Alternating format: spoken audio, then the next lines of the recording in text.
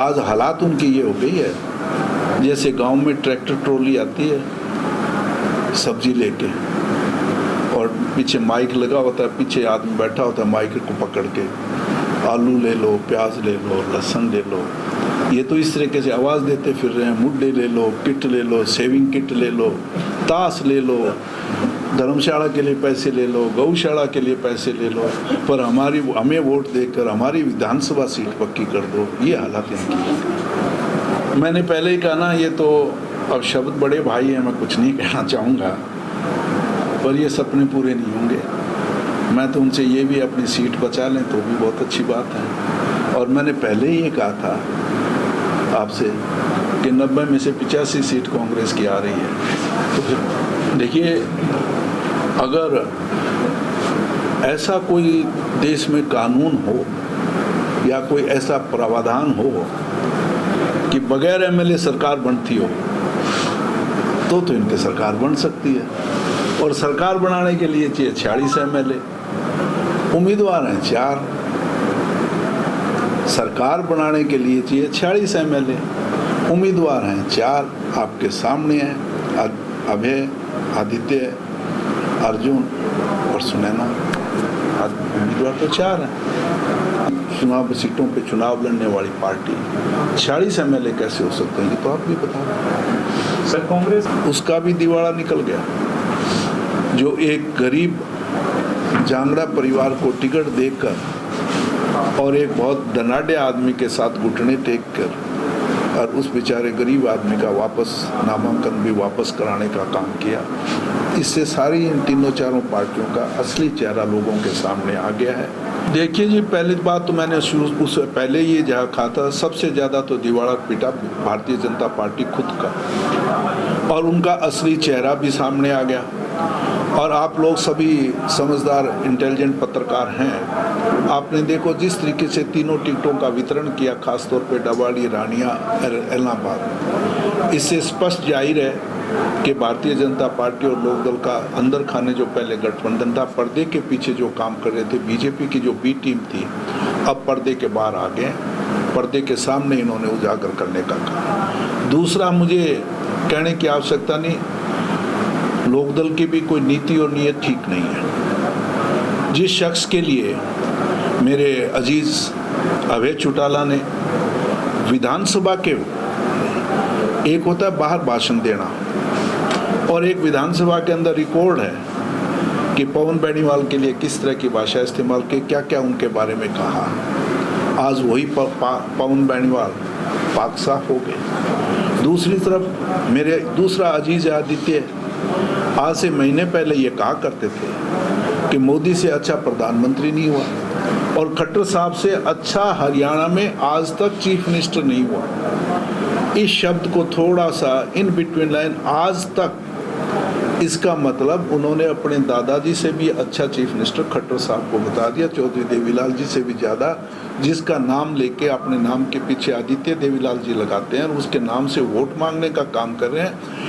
उन्होंने अब इस शब्द से भी, आप कैसे आज तक शब्द इन्होंने इस्तेमाल किया, इसका मतलब वो चौधरी देवीलाल से भी बेहतर चीफ मिनिस्टर को घोषित कर दिया। आज ऐसा क्या हुआ?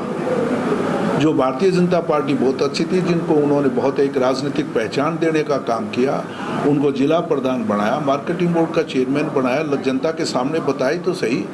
जब तक कि टिकट की पूरी घोषणा ही नहीं हुई थी, टिकट का वितरण कटी नहीं थी।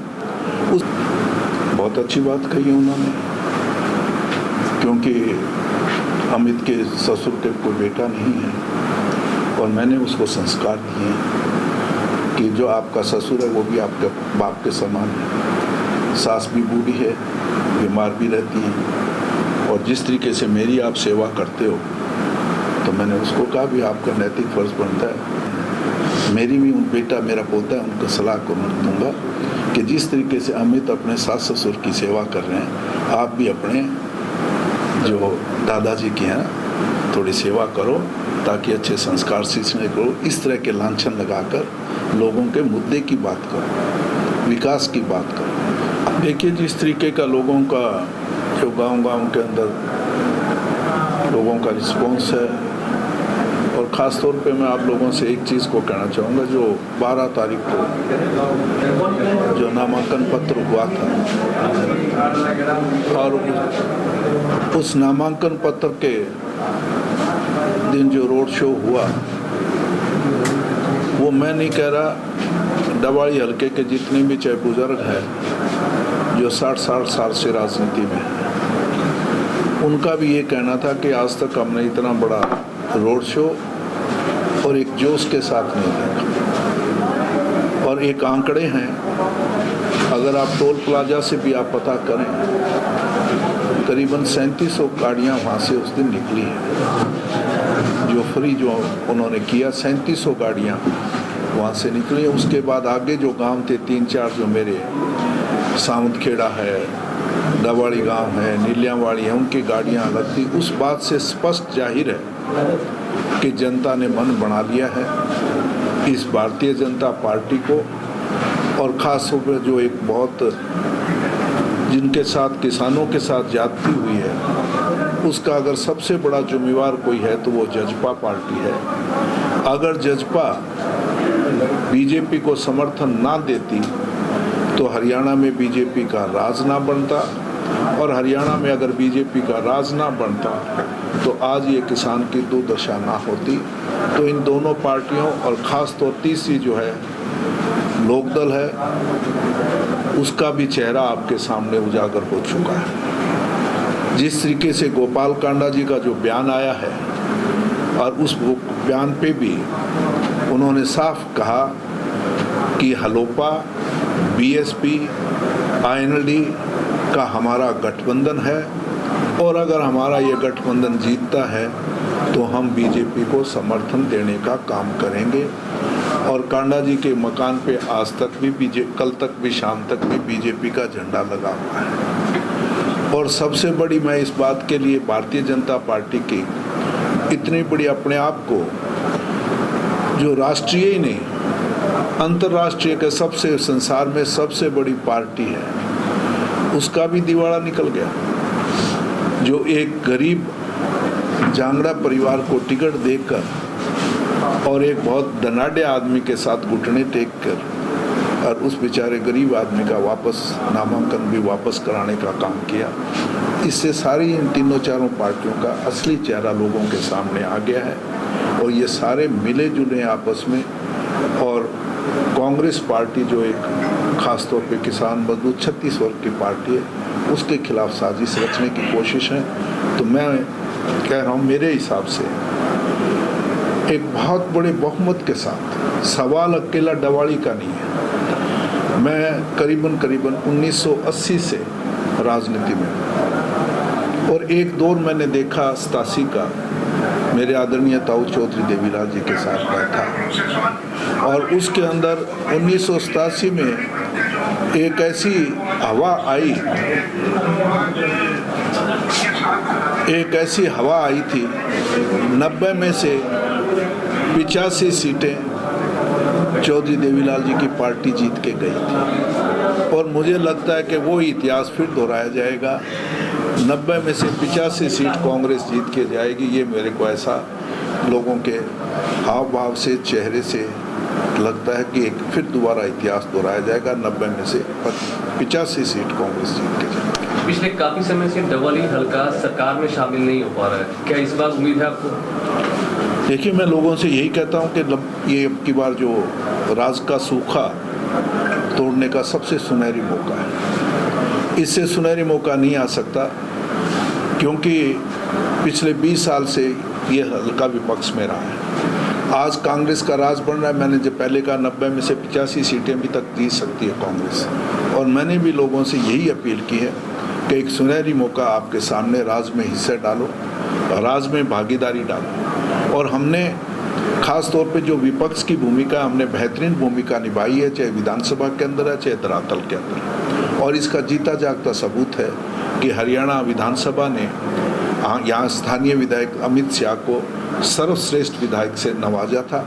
वो तभी नवाजा जाता है कि जो विधायक है ये धरातल पे भी ठीक काम किया और विधानसभा के अंदर भी पटल पे भी ठीक काम किया। तो इन सारी चीज़ों को देखते हुए मैं मेरे को 100% विश्वास है कि अमित यहाँ से बहुत भारी मतों से जीत के जाएगा। डॉक्टर साहब, इनेलो लगातार जोड़ तोड़ करने में लगी हुई है। पहले की बात करें तो आदित्य को जो है वो भाजपा से इनेलो में शामिल करवाया, उसके बाद कांडा का समर्थन किया, उसके बाद पवन बेनीवाल जो कि दूर विरोधी रहे हैं अभय चौटाला के, उनको अपने साथ मिला लिया।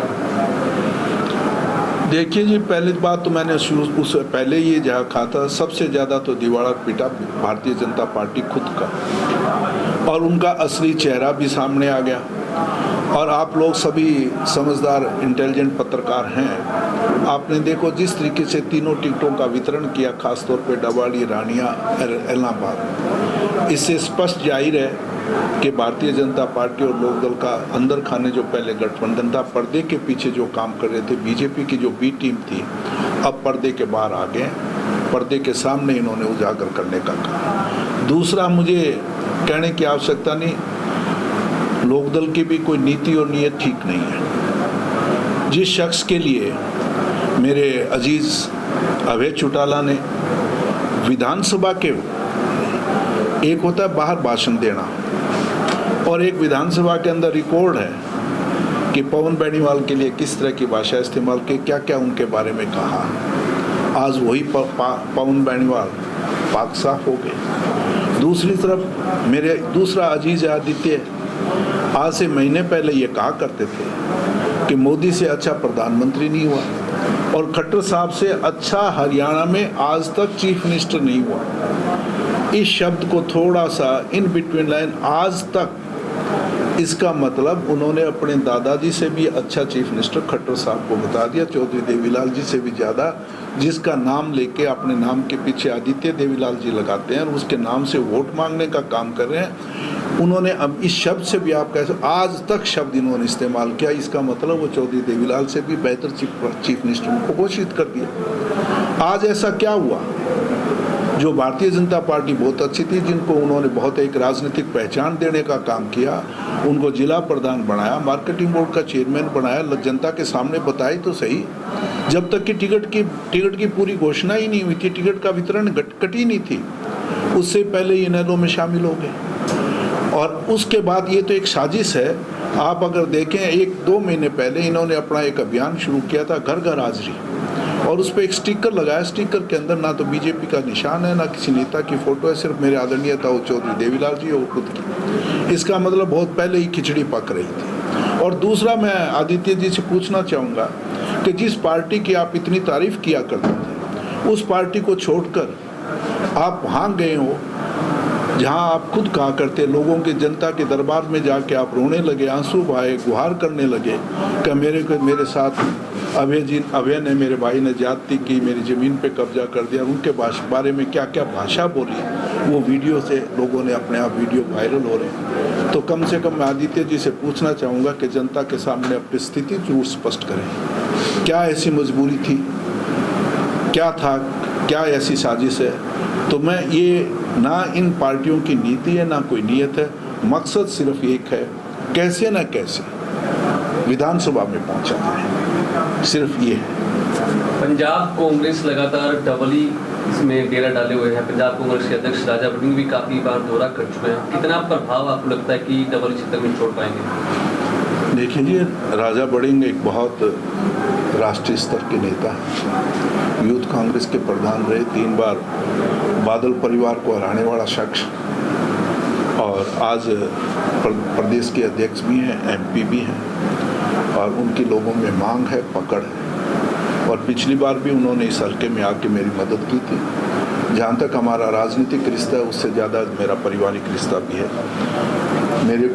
मैं उनको अपने बेटे के समान समझता हूँ, और अमित को वो अपना भाई मानते हैं। तो एक राजनीतिक रूप से, एक पारिवारिक रूप से समर्थन देने आए हैं। और मेरे को पूरा विश्वास है कि 2 दिन पहले उनकी धर्मपत्नी अमृता जी आई थी, उसने माहौल को और ज़्यादा गर्म किया। और आज मैं मानता हूँ कि राजा जी के आने के बाद माहौल एक तरफा हो। डॉक्टर साहब, दिग्विजय सिंह चौटाला लगातार आपको निशाने पे ले रहे हैं। वो कहते हैं कि मेरा एक सवाल उनसे पूछेगा कि डॉक्टर केवी सिंह जी और विधायक साहब अपना पोस्टल एड्रेस बता दें। मेरा पोस्टल एड्रेस आप खड़े हैं, सारे पत्रकार साथी खड़े हैं, आपके मार्फत आज ही बता दीजिएगा। 58P जो है ये मकान है, ये पोस्टल एड्रेस है, खड़े हो आप लोग। और मैं फिर भी आपको एक और बता रहा हूँ, मेरा पोस्टल एड्रेस सिर्फ एक है जो ईंटों और पत्थरों के मकान से नहीं हुआ करता। मेरा पोस्टल एड्रेस 2,05,000 जो वोटर हैं ना, उनके दिलों में मेरी जगह है। पोस्टल एड्रेस तो उनका हमें लेना पड़ेगा, क्योंकि हमें पता नहीं, क्योंकि उनके तो जगह जगह फार्म हाउस हैं, जगह जगह आलीशान मकान है।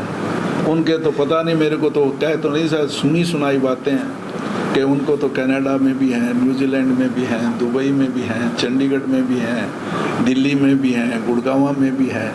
तो उनको वो बताएं ना, उनका कौन सा परमानेंट पोस्टल एड्रेस है वो बताएं। मेरे वाले पोस्टल एड्रेस को छोड़ के अपना पोस्टल एड्रेस बताएं। मैंने मेरा पोस्टल एड्रेस बता दिया। 2,02,05,000 जो वोटर हैं, उनके दिलों में मेरा पोस्टल एड्रेस है। दिग्विजय चौटाला का आरोप है, स्पेशली विधायक अमित सिंह के लिए कहते हैं कि वो डबली के विधायक जरूर हैं, लेकिन ससुराल के विधायक बनकर रह गए हैं, ज़्यादा टाइम स्पेंड ससुराल में करते हैं। बहुत अच्छी बात कही है उन्होंने, क्योंकि अमित के ससुर के कोई बेटा नहीं है और मैंने उसको संस्कार दिए हैं कि जो आपका ससुर है वो भी आपके बाप के समान है। सास भी बूढ़ी है, बीमार भी रहती हैं, और जिस तरीके से मेरी आप सेवा करते हो, तो मैंने उसको कहा भी आपका नैतिक फर्ज बनता है, वो भी आपके माँ बाप हैं, उनकी सेवा करें, और अगर उनको जान के संभालने के लिए जाना भी गुनाह है तो उस गुनाह को मैं कबूल करता हूँ। शायद मेरे पोते में संस्कारों की कमी है, क्योंकि वो तो अपने दादे को भी नहीं संभाल रहे।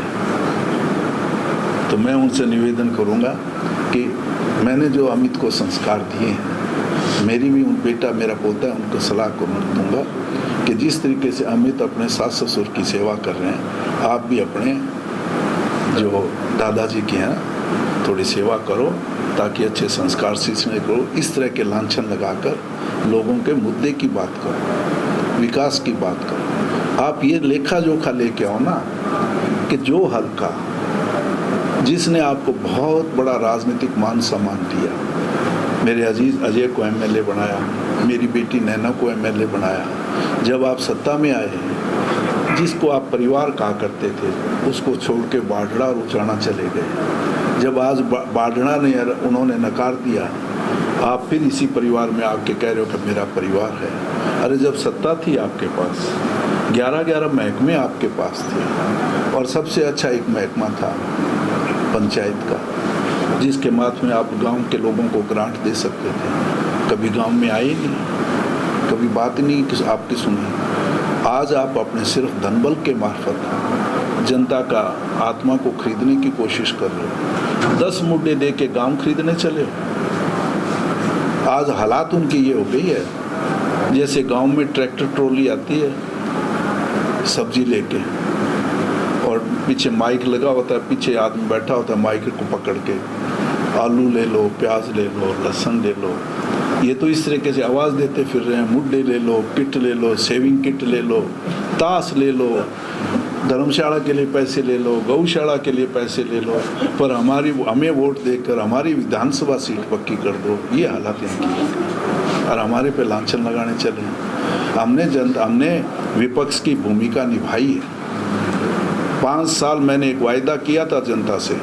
आज मेरी उम्र 78 साल की है, पर मैंने जनता से पिछले चुनाव में वायदा किया था कि आप 1 वोट दोगे, 1 वोट से मैं 2 विधायक देने का काम करूंगा, और 2 विधायक देने का काम करूंगा। और मैंने लगातार, आप हल्के में आप सर्वे कीजिएगा, कहीं जाके, और हो सकता है काम की कमी रही होगी क्योंकि हम विपक्ष में हैं, पर कोई आदमी ये नहीं कहेगा कि डॉक्टर केवी सिंह ने कभी दुख में सुख में हमारा साथ ना दिया।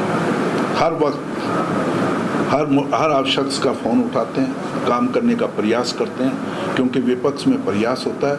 सरकार बनेगी तो आदेश भी चलेगा, और आने वाली सरकार बनेगी, आदेश चलेगा, जो बाकी काम है वो डॉक्टर साहब, जो चौधरी रणजीत चौटाला जी, उन्होंने एक भविष्यवाणी की है कि इस बार कम से कम 25 से भी ज़्यादा निर्दलीयों की जीत होगी, और क्या पता इस बार हमारे सहयोग से हरियाणा की सरकार हंगर असेंबली बनेगी।